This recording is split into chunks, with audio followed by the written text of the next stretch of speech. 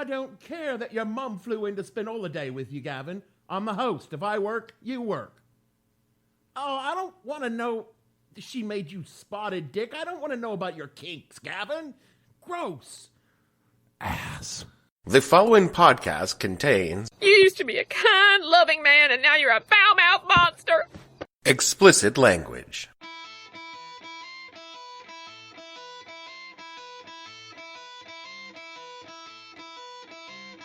Hello and welcome to the podcast that asks a simple question. When you decided reality wasn't real, what the hell were you thinking? I'm your host, Dave Bledsoe, and this is a Sunday, December 29, 2019, the Decade of the Dumb edition of the show, where we talk about the last decade boiled down to its essence. Stay tuned.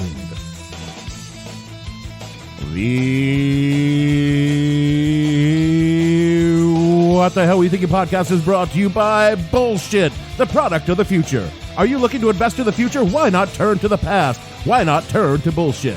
For centuries, bullshit has been the premier product of our nation. From slave owners wanting to be free, through Manifest Destiny, to Jim Crow, the Gilded Age, to the Cold War, Vietnam, and Afghanistan, bullshit has powered America. Bullshit is the premier force in business, politics, religion, and social relationships. Without bullshit, Hollywood would just be an orange grove. Bullshit helps you sleep at night and gets you through your busy day. Without bullshit, we would all realize how empty and meaningless our lives actually are. So when you're looking to put your money, time, energy, and hope into something, put it into bullshit. Because really, it's all we have. Prodigy. You gotta get this thing. I don't know how I did without it. And I'm doing this stocks. I never played stocks in my life. You want to know about your bank? Boom, boom, bingo. I'm making money. You're making money. With this finger, John. This finger. Yes, it saves me a lot of time. I mean, you can even get the scores before the paper does. Well, the game's in progress. What's that? Baseball scores? We got them. Prodigy connects your computer to news, shopping, sports, and even an encyclopedia. All right. Prodigy. It's great service. You gotta get this thing. Prodigy, packed with many popular computers or in stores everywhere. Back in the mid-90s, I came back from a deployment with some money in my pocket and a hankering to spend it foolishly. Some things never change. So I got in my car and I drove into Sacramento down to the old Circuit City. Welcome to Circuit City, where service is state of the art. And there I plunked down around $2,800 for a Packard Bell 486 DX2 with a whopping 160 megabyte hard drive, a 4 whole megabytes of memory, and a screaming fast 28.8 kilobyte per second modem. It was fucking amazing. I mean, compared to the Zenith 100 I used at work, this was fucking light years ahead. And after playing Doom 2 for about a month and discovering that even if my computer was amazing, I still sucked at video games, and really no matter what I thought about getting some writing done, it was pretty clear after another couple of weeks that, A fool and his money are soon parted. And I was the fool. All the box did was kind of sit there and taunt me because there wasn't anything to do with it.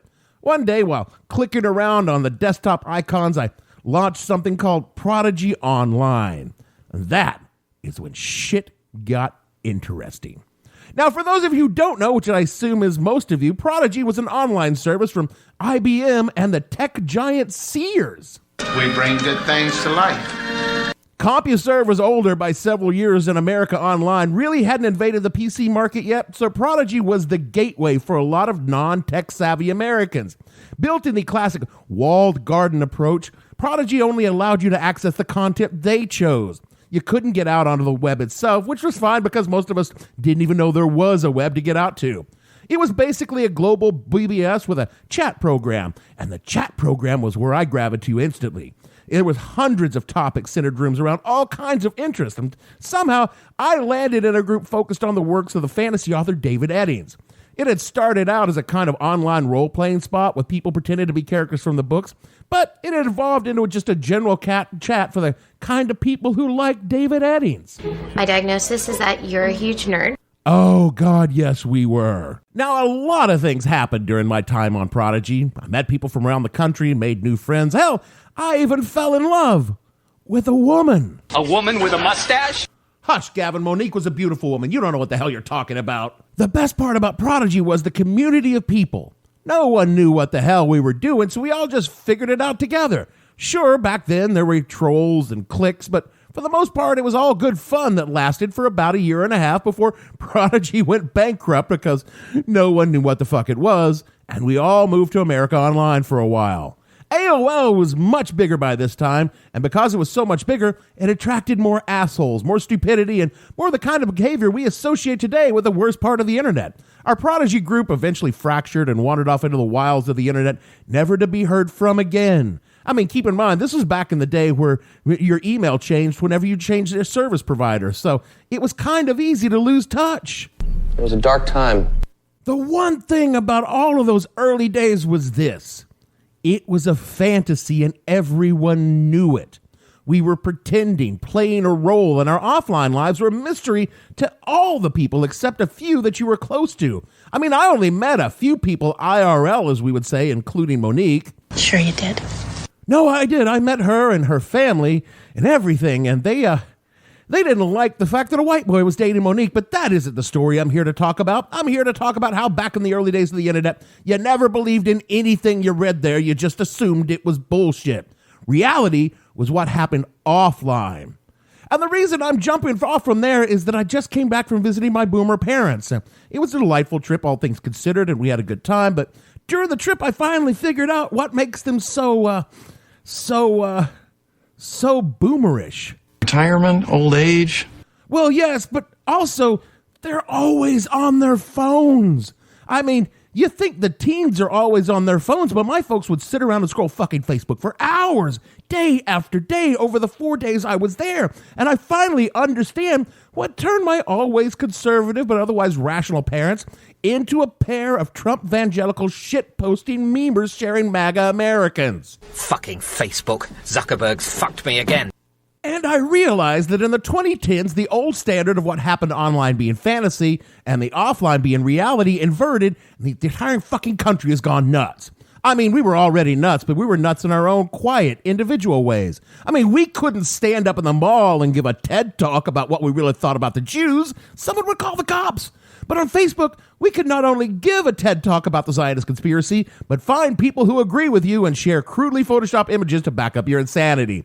And if you give a racist an audience, they are no longer the uncle you stay away from through the holidays. They become something bigger, something more dangerous, something truly and utterly untethered from conventional social norms. Face it, before Facebook, we all knew our families were shit and thought some fucked up things every day, but we didn't have it shoved in our face all the goddamn time. Dude, fuck Facebook, seriously.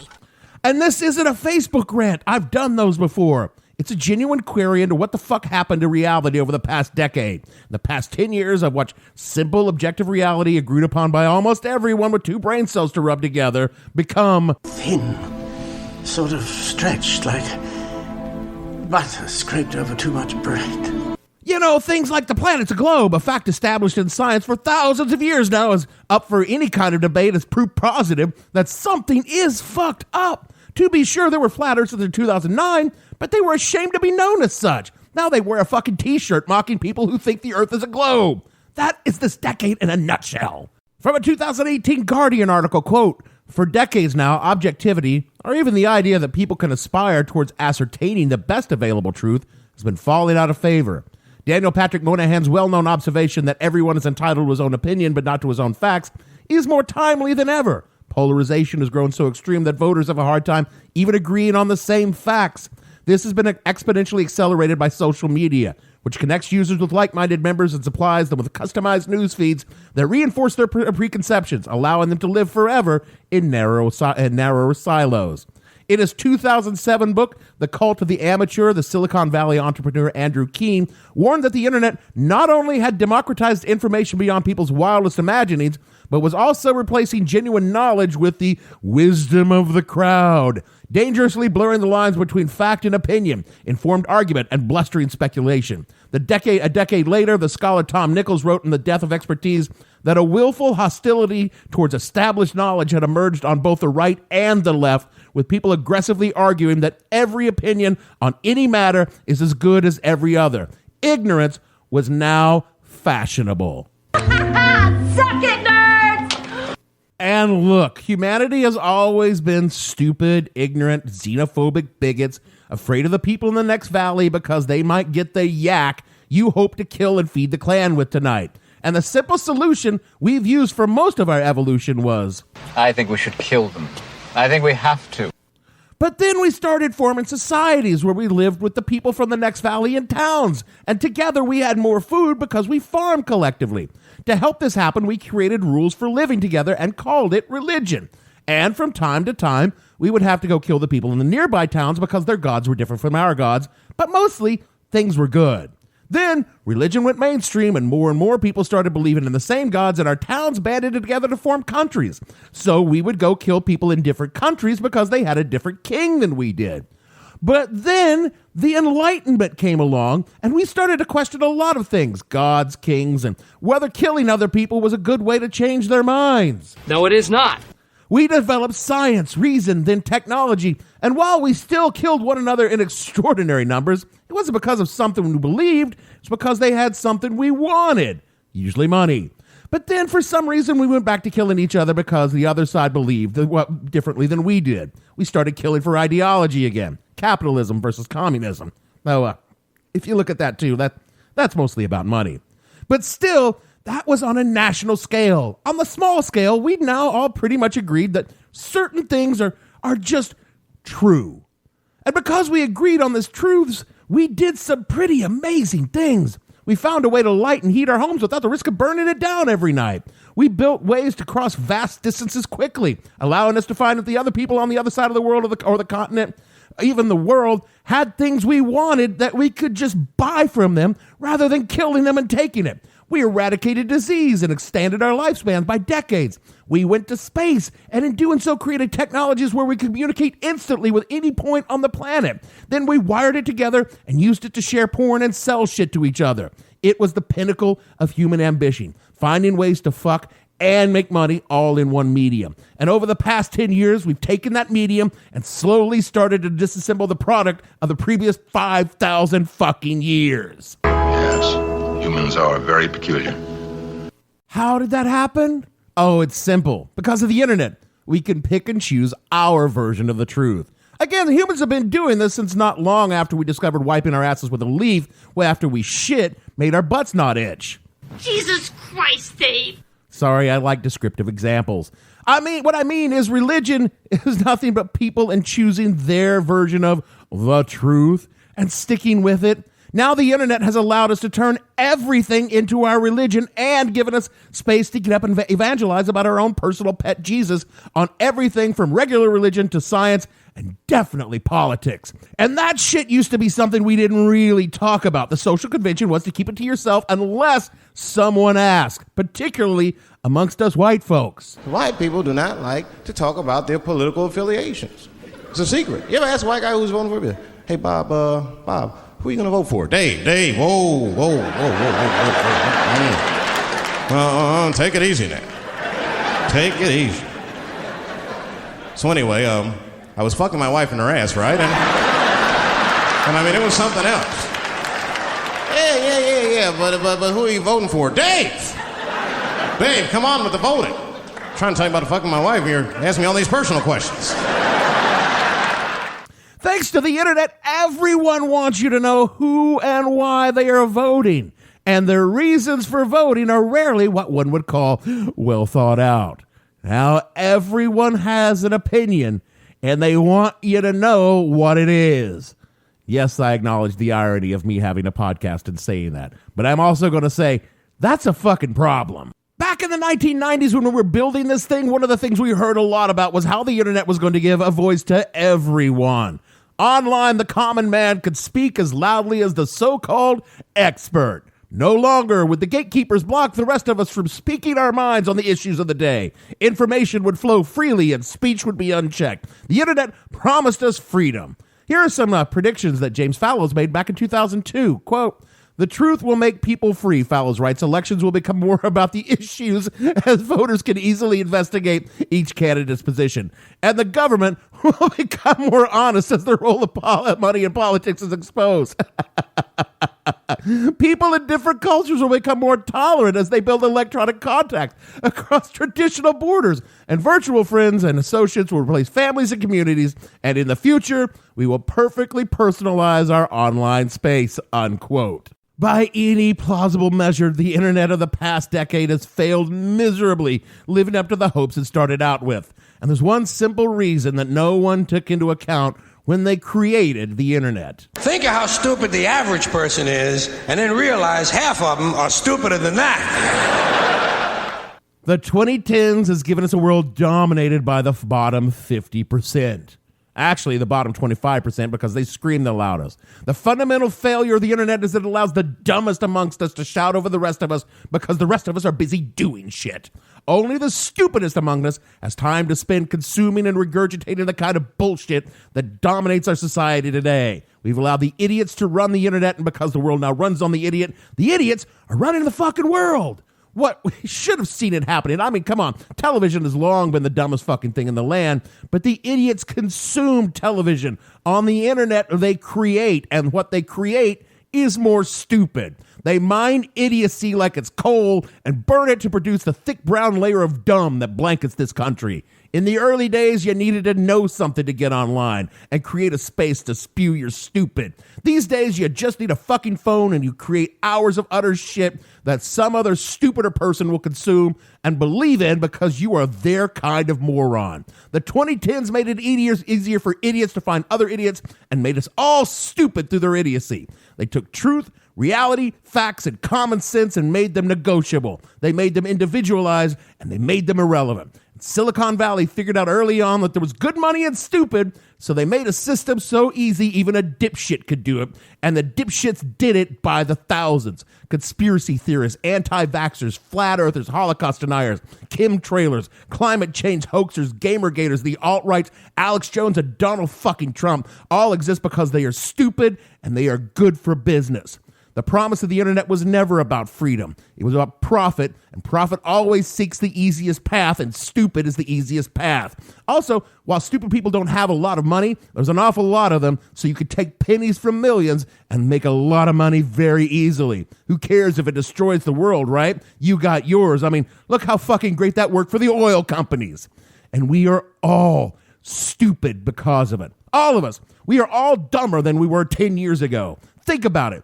What objectively stupid thing do you even kind of believe now that 10 years ago you would have known as utter bullshit? We've all got one. I mean, I kind of believe that the government has UFO technologies. 10 years ago, I knew that was bullshit. There was zero evidence, and the proof that we did have all pointed the obvious answer that we did not. Now, I'm one of those people that kind of thinks, well, maybe. I've become objectively stupider because of all the stupid around me. And if I'd known that when I fucking bought that Packard Bell back in the 90s, I would have spent that money on something truly useful, a fucking motorcycle. Because while, yes, it might have gotten me killed, it definitely would have gotten me laid more than the computer ever did. Support for this podcast comes from BMO.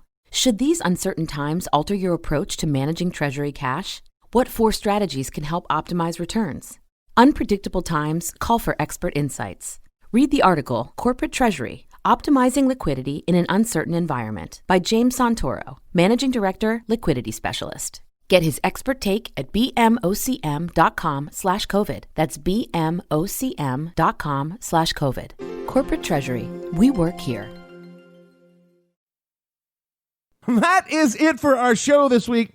I didn't think I was going to do another show this year, but it's been bugging me for a couple of days and I wanted to get it out. For the record, my parents are not idiots. They don't even have a YouTube channel, which you have to be if you're an idiot.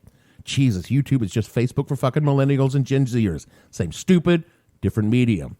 Podcast? Those are for smart people. That's where smart people come to get their thinking done for them. I'd like to thank you for letting me think for you this past year, indeed this past half decade. I hope that I've put only good thoughts in your head, except for that part where I talk about wiping your ass after taking a dump. I can see that, well, that might make you feel just a little dumber. Speaking of making others a little dumber, rate and review the show wherever you get your pods so I can think for even more people. Donate $1 or $2 at our Patreon, patreon.com/whatthehellwereyouThinking. Follow the show on Twitter, @thehell_podcast. Or check out whatthehellpodcast.com for some cool content, easy for sharing. So for me, Dave, Prodigy chat name Kath Bledsoe, producer AOL screen name GothBitch974487 Gavin, and all the fictional CompuServers on this show, we want to say, welcome to the land of the moron. We hope you hate it here as much as we do. And we'll see you all next year. Girl gets legless, boy gets lucky. Girl girl gets pregnant, what did you expect would happen? Tabloid tits and tabloid bums, tabloid lads and teenage mums, tabloid football heroes and their girlfriends who could shop for England. Welcome to the land of the moron. Welcome to the land of the living brain dead. Welcome to the land of the moron. It's moron land and no one ever wears a condom. Billy Shakespeare, who the hell's he? Did he play for Spurs or Chelsea? Charlie Dickens, phone a friend. Oh, he's the bassist in Oasis. Mr. Kipling, he makes tea cakes. Jeffrey Archer, proper culture. Proper English, what we speak. What do you mean St. George was a Greek? Welcome to the land of the moron. Welcome to the land of the living brain dead. Welcome to the land of the moron. It's moron land and everybody loves X Factor at the Battle of Trafalgar. Francis Drake was playing. I have no ending for this, so I take a small bow.